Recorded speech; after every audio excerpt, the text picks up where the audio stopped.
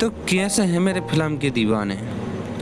दोस्तों, इस फिल्म का नाम है ब्लैक स्नेक मोन और ये फिल्म 2006 में रिलीज हुई थी।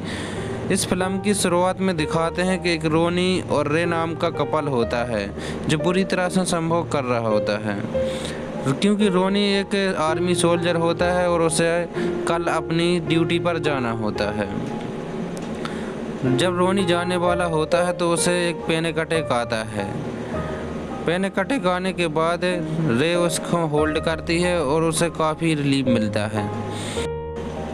अगले सीन में दिखाते हैं कि रोनी जाने वाला होता है और रे रोने लगती है, लेकिन रोनी से समझाता है कि वो अपने आंटी घर चली जाए, लेकिन रे कहती है कि उससे कुछ नहीं होने वाला है।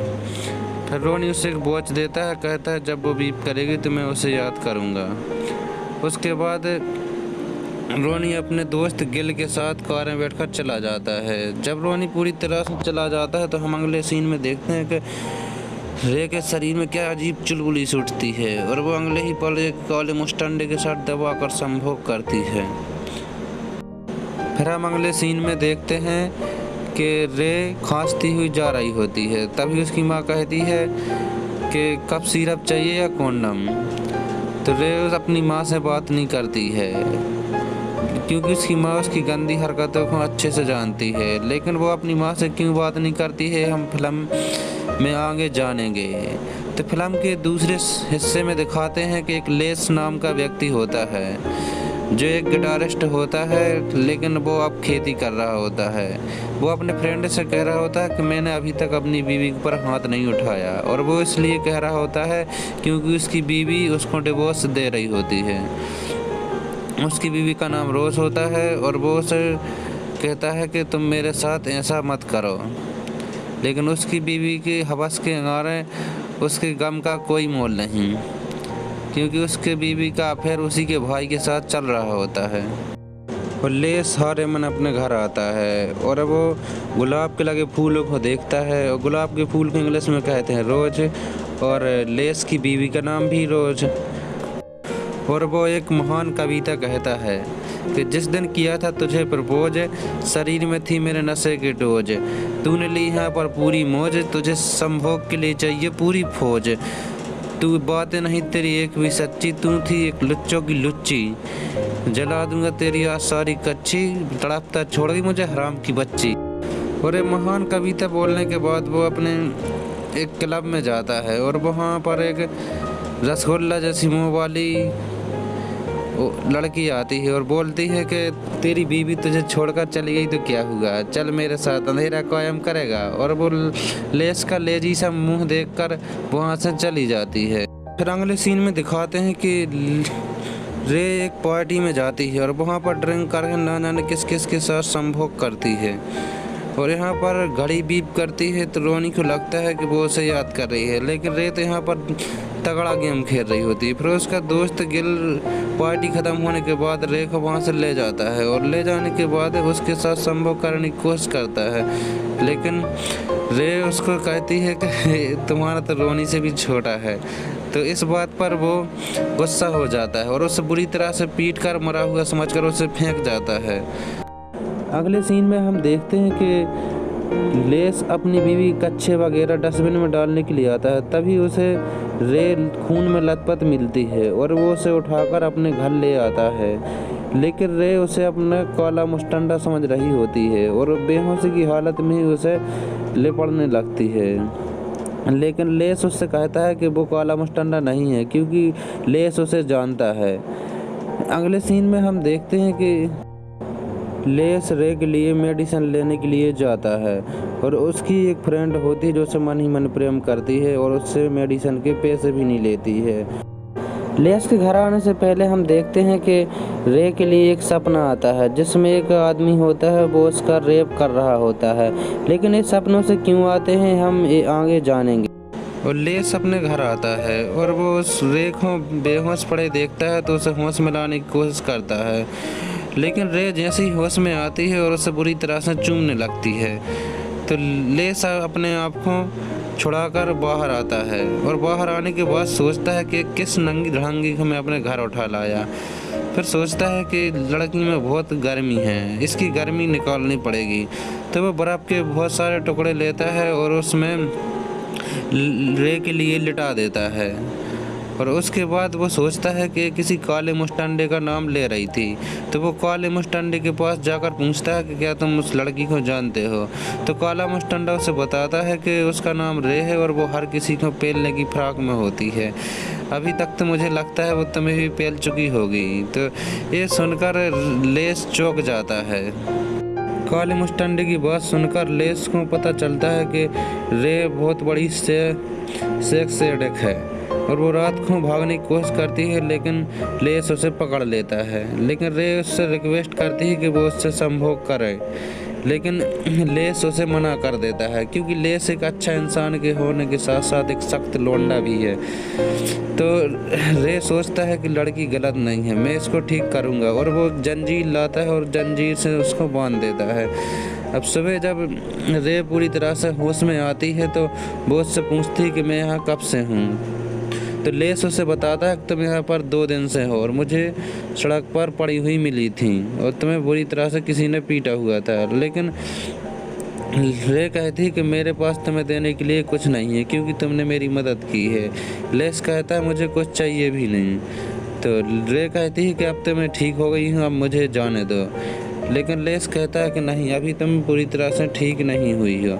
तो जैसे ही रे खड़ी होती है तो उसकी कमर में एक मोटी सी जंजीर बंधी होती है।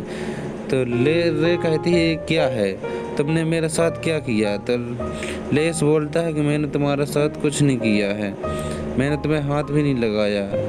तो रे कहती है कि ठीक है, अब मैं तो ठीक हो गई हूँ, अब मुझे जाने दो। लेकिन लेस बोलता है कि नहीं, अभी तुम ठीक नहीं होगी, अभी तुम बाहर जाओगी तो वही गंदी हरकत करोगी। लेकिन रे उसे धक्का देने के बाद भागने की कोशिश करती है, लेकिन जंजीर मजबूत होती है और वो भाग नहीं पाती है और लेस उसे अंदर खींच लेता है। उसके बाद उसे खाना खिलाता है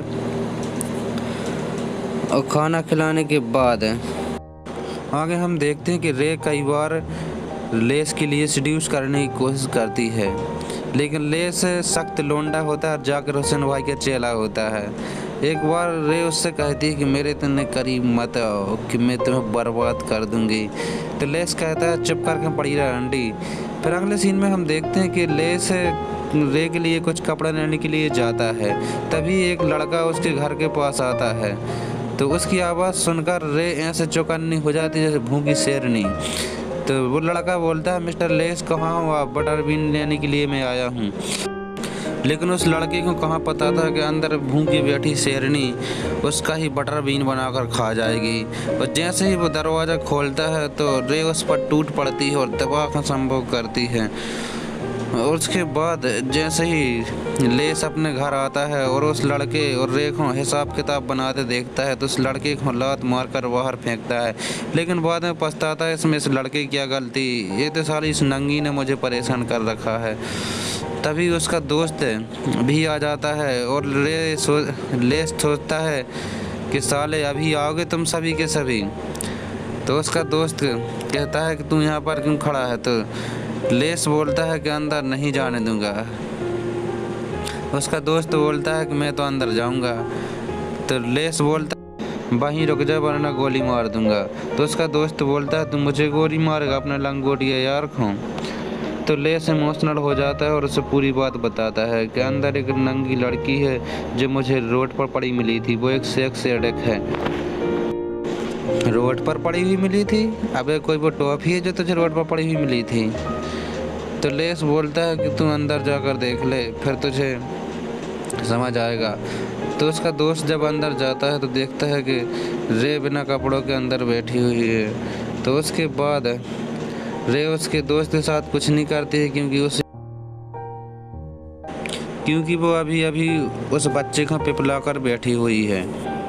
तो इसके बाद दिखाते हैं कि रोनी बॉर्डर से वापस आ जाता है और वो रे के बारे में पता लगाने की कोशिश करता है। तो वो गिल से पूछता है कि रे कहाँ पर है। तो गिल बोलता है कि साली भाग गई हुई किसी के साथ, तूने तो उसे गर्लफ्रेंड बनाया था, वो तो कॉलेज में ऐसी थी।